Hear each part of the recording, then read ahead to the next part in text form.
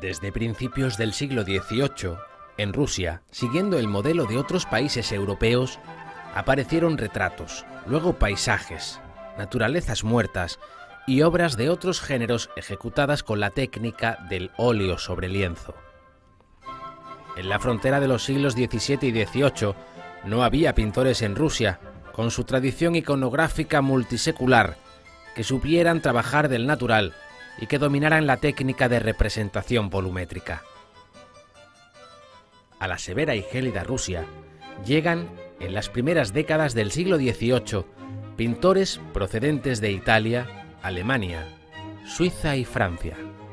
No solo construyeron palacios y templos y pintaron retratos de altos dignatarios, sino que también enseñaron técnicas y métodos europeos a los arquitectos, pintores, escultores y grabadores rusos. En 1757 se inaugura en San Petersburgo la Academia Imperial de las Artes, donde el arte ruso se adapta con gran rapidez al europeo. Ya a finales del siglo XVIII, en Rusia aparece una primera generación de arquitectos, pintores, escultores y diseñadores graduados en su propia academia. La calidad de sus obras no desmerece comparada a la de importantes artistas europeos.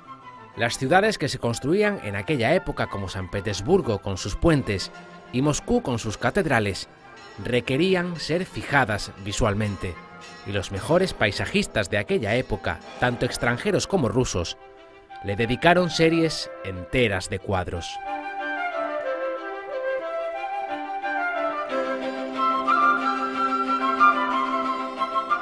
La segunda mitad del siglo XVIII y el comienzo del siglo XIX se conocen en Rusia como el siglo del retrato. En este periodo trabajan magníficos retratistas rusos que crean toda una galería de imágenes de este género. Dmitri Levitsky es el típico representante de la época de la Ilustración en Rusia. En aquellos tiempos, la principal virtud era el servicio a la patria. Levitsky siguió este postulado ideológico en la serie de retratos de las alumnas del Instituto Smolny, así como en diversos cuadros de Catalina II. A finales del siglo XVIII, la Revolución Francesa sacudió a Rusia al igual que a toda Europa. La fe en el monarca ilustrado, en la razón y en las virtudes civiles de los políticos se tambaleó. La sociedad de este periodo buscaba los ideales en su vida privada.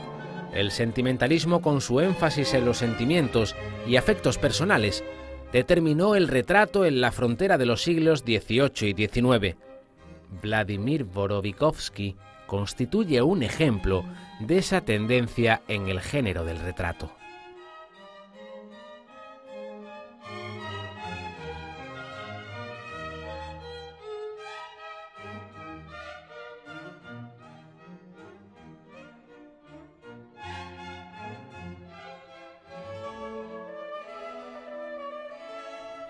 El inicio del siglo XIX se caracteriza por una visión romántica del mundo.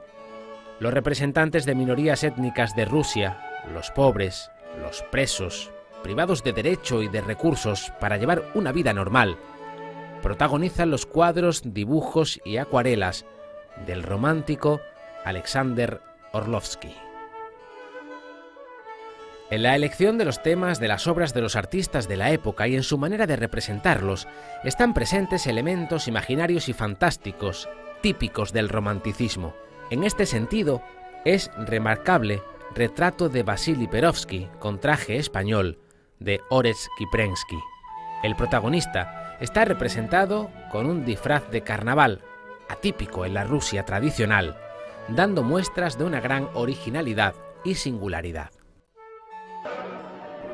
En diciembre de 1825 se produjo la rebelión de los decembristas. Un grupo de nobles, descontentos con las políticas aplicadas por las autoridades, expresó su malestar saliendo a la plaza del Senado para reclamar cambios en la situación social, política y económica del país, incluida la abolición de la servidumbre. La rebelión fue sofocada. A 5 de sus miembros lo ajusticiaron y a un buen número de ellos los desterraron a Siberia. Este acontecimiento causó una honda conmoción en la sociedad rusa, incluso mucho tiempo después de lo sucedido. Los ecos de la rebelión decembrista y sus consecuencias se reflejaron en diferentes obras de arte, especialmente literarias. En el ámbito de la pintura no hay muchos ejemplos, pues esos estados de ánimo se expresaron de un modo muy velado. Retrato de Karl Albrecht, pintado por Kiprensky en 1827, es una de esas obras. La triste imagen de Karl Albrecht sentado solitario en un parque de su hacienda es una metáfora de la pérdida de las esperanzas y las ilusiones. Por casualidad, se ha conservado un retrato más temprano de Karl Albrecht, también pintado por Kiprensky.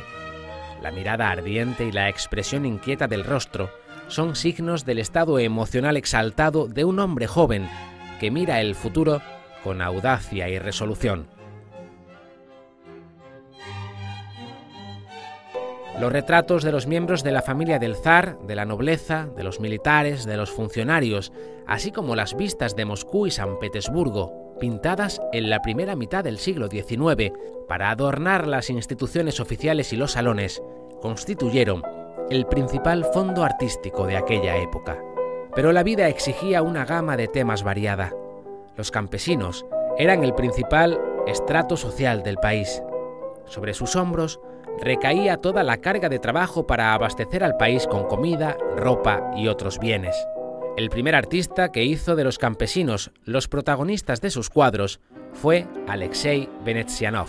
Pequeño terrateniente de la provincia de Tver, conocía muy bien la vida del campesinado. Después de trasladarse a San Petersburgo, trabajó como funcionario en el Ministerio de Agricultura y paralelamente frecuentó los cursos de la Academia Imperial de las Artes. Una vez concluida su formación, dejó el trabajo y volvió a su pueblo. Allí pintó a campesinos del natural y creó una escuela en la que enseñó dibujo a los hijos de las familias rurales, cuyos padres por lo general eran siervos de terratenientes.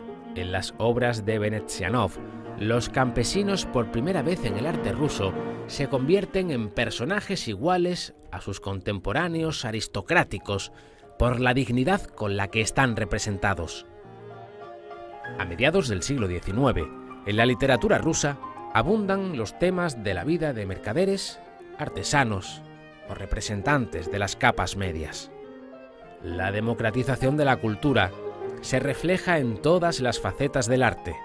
La vida cotidiana de los pintores, escritores y su entorno, así como de los funcionarios, se convierte en relatos sobre el lienzo, en el que se reproducen personajes conocidos y detalles de los interiores de la época. Por su tipología, estas obras se asemejan a los cuadros europeos de estilo Biedermeier. Además de escenas de género, a mediados del siglo XIX, una segunda ola de romanticismo inunda la obra de toda una generación de artistas rusos. Muchos lienzos románticos de Iván Aivazovsky, pintor especializado en marinas, son impactantes y están dotados de gran realismo. A mediados del siglo XIX, en el género del retrato domina el gran Karl, como se conoce a Karl Bryullov, autor del famoso cuadro El último día de Pompeya. Su obra retratística es variada y extensa. Bryullov es famoso sobre todo por sus magníficos retratos de grandes dimensiones. Especialista en pintura histórica, título que obtuvo de la Academia Imperial de las Artes, Karl Bryullov pintaba sobre todo escenas mitológicas, bíblicas e históricas. Su cuadro, La muerte de Inés Castro, es una historia contada en colores, un homenaje a la pasión del artista por el romanticismo y la teatralidad.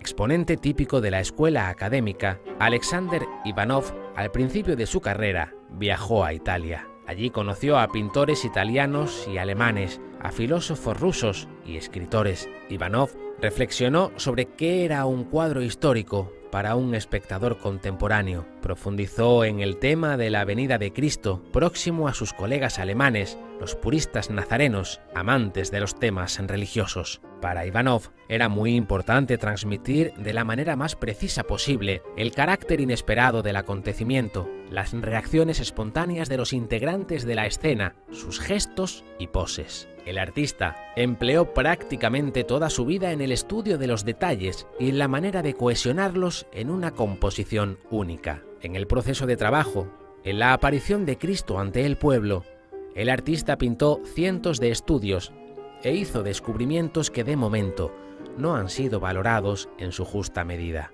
La sociedad rusa reclamaba al gobierno reformas sociales y, en primer lugar, la abolición de la servidumbre, que estuvo vigente hasta 1861.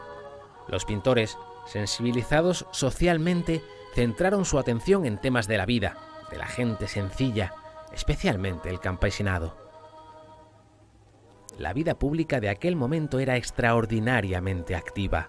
Las contundentes declaraciones que hacían los líderes del ámbito revolucionario y democrático agitaban las mentes, suscitando enérgicas protestas contra el orden establecido en el país. En la vida artística de estos años se llevó a cabo un vertiginoso proceso de reconsideración de muchos valores anteriores. Puedes no ser poeta, pero estás obligado a ser ciudadano. Estos versos del poema de Nekrasov, Poeta y Ciudadano, se convirtieron en un lema para toda una generación de creadores de la Rusia de la segunda mitad del siglo XIX. La crítica contra las leyes y los órdenes existentes, presente en muchas obras de las décadas de 1840 y 1850, ponía de manifiesto la necesidad de introducir cambios en la práctica artística. En 1863, 14 estudiantes abandonaron la academia. Organizaron el Artel de Pintores, más tarde transformado en la Sociedad de Exposiciones Artísticas Itinerantes. El objetivo principal de estas asociaciones era devolver el arte a la vida y ocuparse de la educación y de la formación de las capas más desfavorecidas de la sociedad. El movimiento de los Peresvizhniki duró más de 4 décadas en Rusia.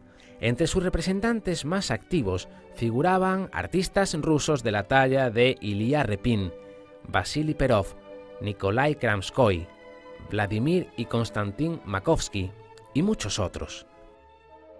Las obras artísticas creadas bajo la influencia de las ideas democráticas, con su variedad temática y estilística, desempeñaron un papel destacado en la cultura rusa. Al igual que los escritores y compositores, los pintores vincularon el arte ruso con los acuciantes problemas nacionales, con las historias del país, con su naturaleza y su gente. Pero a finales del siglo XIX, los Peresvizhniki, con su carácter aleccionador, pierden vigencia. La limitación del arte a los problemas nacionales se convierte en algo molesto para muchos. Así nació la revista Mir y Kuzba y la asociación de arte homónima, cuya atención se centra en la historia y la cultura internacionales. El arte ruso de este periodo amplía sus fronteras y abre sus territorios a los artistas occidentales. Organizan exposiciones colectivas, así como numerosos viajes. Muchos creadores empiezan sus carreras en el entorno de Mir y Kuzba, la asociación que consigue liberar a los artistas rusos. Se convierte en una suerte de puente a la vanguardia de principios del siglo XX.